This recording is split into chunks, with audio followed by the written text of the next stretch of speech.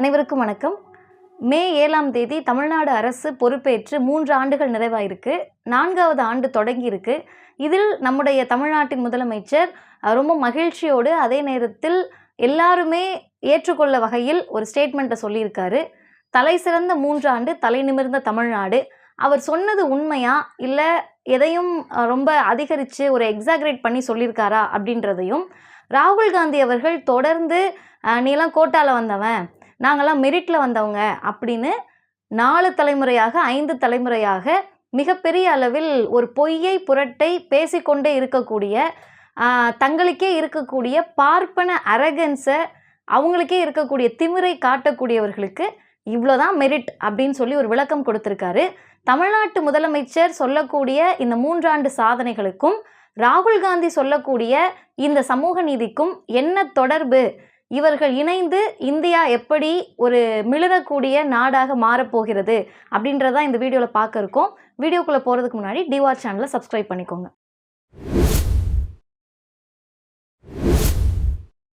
அனைவருக்கும் வணக்கம். முதல்ல இந்த தமிழ்நாடு மட்டுமல்ல, ஒட்டுமொத்த இந்திய சமூகமுமே ஒரு ஜாதிய சமூகமாக தான் இருந்துட்டு வருது. இன்றைக்கு அந்த ஜாதிய படிநிலைகளோ அல்லது வர்ணாசிரமமோ அல்லது மனுதர்மத்தினுடைய சாயலோ வேறு வேறு வடிவங்களுக்கு போயிருக்கலாமே தவிர, இது எல்லாமே இந்த மண்ணில் இன்னமும் இருந்துட்டு தான் இருக்குது. நேரடியாக ஒரு சமூகத்தில் ஒரு பார்ப்பனர்கள் அல்லது ஒரு பார்ப்பன வீட்டு சிறுவன் நம்ம வீட்டு ஆளுங்களை பார்த்து, ஓபிசி எஸ்சி எஸ்டி மக்களை பார்த்து வாடா போடான்னு பேசக்கூடிய நிலைதான் மாறி இருக்கிறதே தவிர, நம்முடைய பார்ப்பனர் அல்லாத மக்கள் இன்னும் பார்ப்பனர்களை சாமி என்று நினைக்கக்கூடிய நிலை அப்படியே தான் இருக்குது. அப்போ எந்த அளவிற்கு இந்த பார்ப்பனர்கள் அவங்களுடைய நிலையை, அவங்களுடைய ஆதிக்கத்தன்மையை எல்லா நிலையிலுமே கோலோச்சி இருந்தாங்க அப்படின்னு பார்த்தா 2 வகையில் தான். ஒன்று, நாங்கள் தான் அறிவாளிகள், இந்த சமூகத்தில் கடவுளுக்கு ரொம்ப பக்கத்தில், கடவுளுக்கு நெருக்கமாக, கடவுளுக்கே நாங்கள் சொல்கிறது தான் புரிகிற இடத்துல இருக்கிறது நாங்கள் தான் அப்படின்ற ஒன்றும். 2வது, கல்வி அறிவில் நாங்கள் சிறந்தவர்கள், எங்களுக்கு தான் படிப்பு வரும், உனக்கு படிப்பு வராது என்ற இந்த 2 நிலையில தான் அவங்களுடைய ஆதிக்கத்தை காட்டிகிட்டே இருந்தாங்க.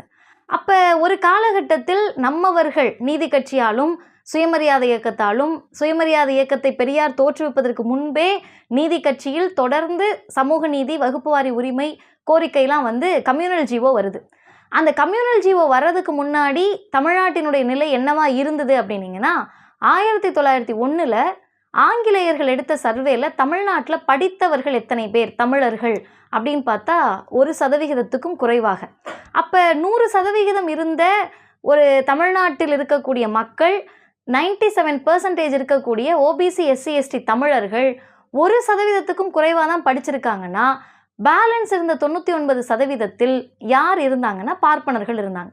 இந்த நிலை மாறணும்னா கம்யூனல் ஜீவோ வேணும், சமூக நீதி வேணும், வகுப்புவாரி உரிமை வேணும்னு சொல்லி நீதி கட்சி கொண்டு வருது. அதுக்கு பிறகு இப்போது தமிழ்நாட்டில் 69% இடஒதுக்கீடு வரை ஒரு மிக நீண்ட வரலாறு. இந்த வரலாற்றை தமிழ்நாட்டின் முதல்வர் எதை கொண்டு நம்ம தமிழ்நாட்டில் சேர்க்கணும் அப்படின்னு ஃபஸ்ட்டு ப்ரையாரிட்டியாக வச்சுருக்காருன்னா, எல்லோரையும் உள்ளடக்கிய வளர்ச்சி, அனைவருக்குமான வளர்ச்சி.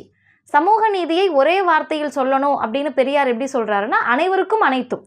ஒரு 10 பேர் இருக்காங்க, ஒரு 10 சமூகம் இருக்குது, 3 பிசி இருக்காங்க, 3 எம்பிசி இருக்காங்க, 3 எஸ்சி எஸ்டி இருக்காங்க, ஒரு பார்ப்பனர் இருக்காங்கன்னா அவரவருக்கு உரிய இடத்தை கொடுத்து அவரவர் வாழட்டும்.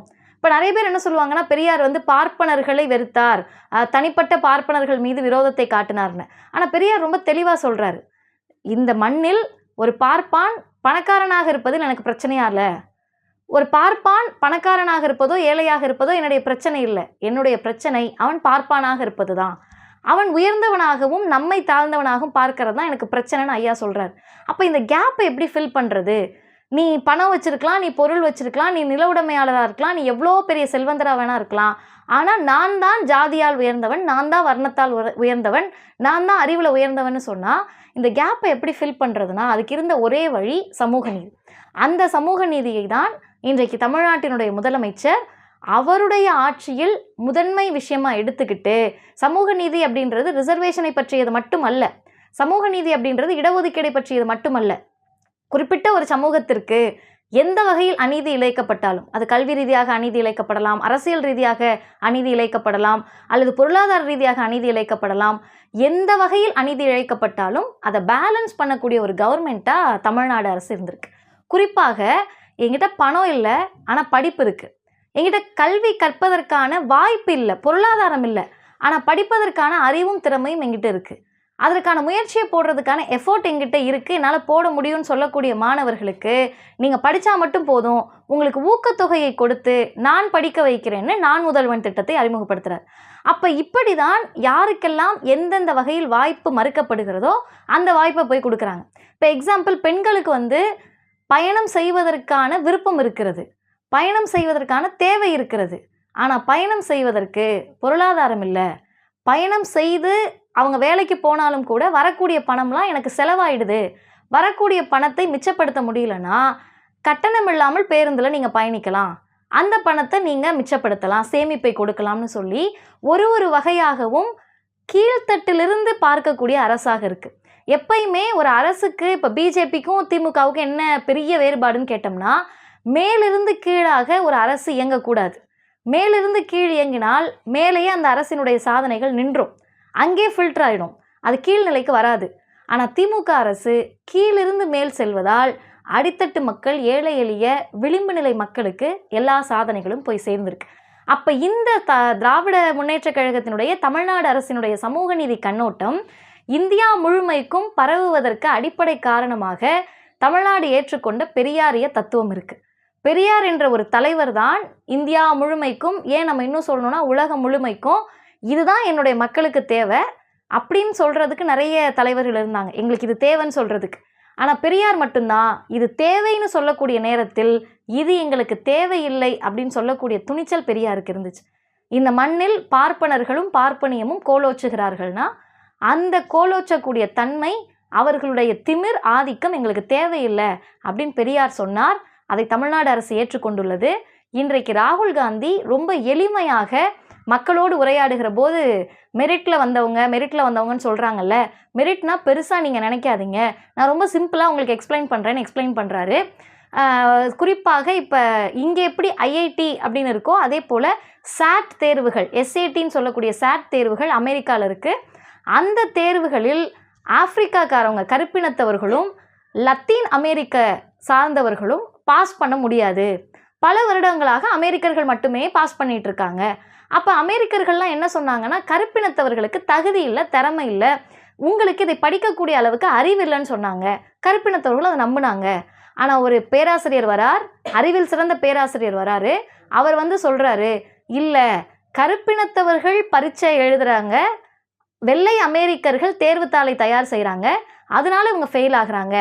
ஒரு முறை கருப்பினத்தவர்களை தேர்வுத்தாளை தயார் செய்ய சொல்லுவோம், அவங்கள கொஷின் பேப்பர் எடுக்க சொல்லுவோம், அமெரிக்கர்கள் என்ன ஆகுறாங்கன்னு பார்க்குறப்ப அமெரிக்கர்கள் ஃபெயில் ஆகுறாங்க. இதை இன்னுமே ரொம்ப சிம்பிளிஃபை பண்ணி ராகுல் காந்தி சொல்கிறாரு, இப்போ நீங்கள் ஒரு விவசாயின்னு வச்சுப்போம், நான் ஒரு மிகப்பெரிய அதிகாரியுடைய மகன் வச்சுப்போம், நான் கேள்வித்தாள் எடுத்தால் நீங்கள் ஃபெயில் ஆவீங்க, நீங்கள் கேள்வித்தாள் தயாரித்தால் என்னுடைய நிலை என்னன்னு புரியும். அப்போ இந்தியாவில் இருக்கக்கூடிய ஐஐடிகளில் யார் அதிக பெரிய ஆதிக்கத்தில் இருக்காங்க, யார் பேராசிரியராக இருக்காங்க, யார் துணைவேந்தராக இருக்காங்க, யார் வேந்தராக இருக்காங்க, யார் இங்கே இருக்கக்கூடிய முதன்மை பல்கலைக்கழகத்திலலாம் மிகப்பெரிய பொறுப்பில் இருக்காங்கன்னா பார்ப்பனர்கள். அப்போ ஐஐடியில் தேர்வுத்தாளை தயாரிப்பது பார்ப்பனர்கள். அதனால் தலித்துகளும் பார்ப்பனர் அல்லாத மாணவர்களும் ஃபெயில் ஆகுறாங்க. ஒரு முறை தலித்துகளை நாம் கேள்வித்தாளை தயாரிக்க செய்வோம், பார்ப்பனர்கள் பாஸ் ஆகுறாங்களான்னு பார்ப்போம். இதுக்கு தான் நான் ஜாதிவாரி கணக்கெடுப்பு எடுக்கணும்னு சொல்கிறேன், இதுக்காக தான் நான் சமூக நீதியை பேசுகிறேன். இப்போ தட்டையாக பார்த்தா நமக்கு என்ன புரியும்னு கேட்டால், ஓ இப்போ கேள்வித்தாள் எடுக்கிறதுல தான் பிரச்சனையும், அப்போ இவங்களுக்கான கேள்வித்தாளை இவங்க தலித்துகளே கேள்வித்தாள் தயாரித்தா அவங்களுக்கு வேண்டியதை தயாரிச்சுப்பாங்க, அதனால் பாஸ் ஆகிடுவாங்களா, இதில் என்ன அறிவு இருக்குது, அப்படி தான் நம்ம யோசிக்க முடியும்.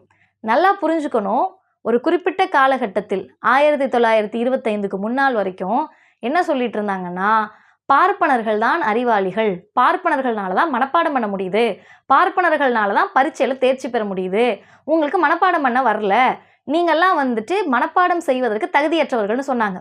குறிப்பிட்ட காலகட்டத்திற்கு பிறகு நம்ம பிள்ளைங்க மனப்பாடம் பண்ணி பாஸ் பண்ண ஆரம்பித்த பிறகு மக்கப் பண்ணி வாமிட் எடுக்கிறோம். நாங்கள் இன்றைக்கி நம்மளே ரொம்ப கூலாக சொல்லுவோம், மனப்பாடம் பண்ணி பரீட்சை எழுதுறதுலலாம் ஒரு இது இருக்கா அப்படின்னு சொல்லிட்டு.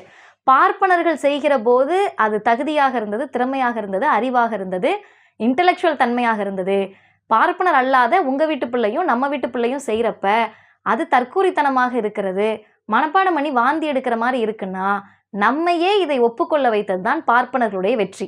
இப்போ ஒரு கேள்வியை பெரியார் ரொம்ப ஆழமாக கேட்குறாரு. அதோடைய அப்டேட்டட் வேர்ஷனாக, அதனுடைய அனதர் வேர்ஷனாக தான் ராகுல் காந்தி பேசியிருக்கிறதா நம்ம நினைக்கிறோம். இந்த புத்தகம் தந்தை பெரியாரினுடைய சமூக நீதி சிந்தனைகள். பெரியார் எவ்வளோ பெரிய ஒரு சமூக நீதி சிந்தனையாளராக இருந்தாருன்னா, ஐயா ரொம்ப சிம்பிளாக கேட்குறாரு, தகுதி போயிடுச்சு திறமை போயிடுச்சுன்னு சொல்கிறல்ல, பள்ளிக்கூடம், காலேஜு, இங்கே இருக்கிற பல்கலைக்கழகம், இந்த ஸ்கூலு, காலேஜ், யூனிவர்சிட்டி, இது எல்லாமே பார்ப்பனர்கள் படித்தப்ப என்ன இருந்ததோ அதானே இப்போ இருக்குது. அவங்களுக்கு யார் ஆசிரியராக இருந்தாங்களோ, அவங்களுக்கு யார் பேராசிரியராக இருந்தாங்களோ அவங்க தானே இப்போ இருக்காங்க. இன்னும் சொல்லப்போனால் அந்த காலத்தில் ஆசிரியர்களும் பேராசிரியர்களும் பார்ப்பனர்கள் தானே. எந்த பார்ப்பன பேராசிரியர்களும் ஆசிரியர்களும் பார்ப்பன வீட்டு பிள்ளைக்கு பாடம் எடுத்தாங்களோ அதே பார்ப்பன வீட்டு ஆசிரியரும் பேராசிரியரும் தான் நம்ம வீட்டு பிள்ளைக்கு பாடம் எடுக்கிறாங்க. அப்போ ஸ்கூல் அப்படியே இருக்குது, காலேஜ் அப்படியே இருக்குது, யூனிவர்சிட்டி அப்படியே இருக்குது, ஆசிரியர்களும் பேராசிரியர்களும் அப்படியே இருக்காங்க, தேர்வு முறை அப்படியே இருக்குது, வைஸ் சான்சலர் அப்படியே இருக்காங்க, சிண்டிகேட் மெம்பர்ஸ் அப்படியே இருக்காங்க, எல்லோரும் அப்படியே இருக்கின்ற போது நம் பிள்ளைகள் உள்ளே வந்தால் எப்படி தகுதி திறமை போகும்?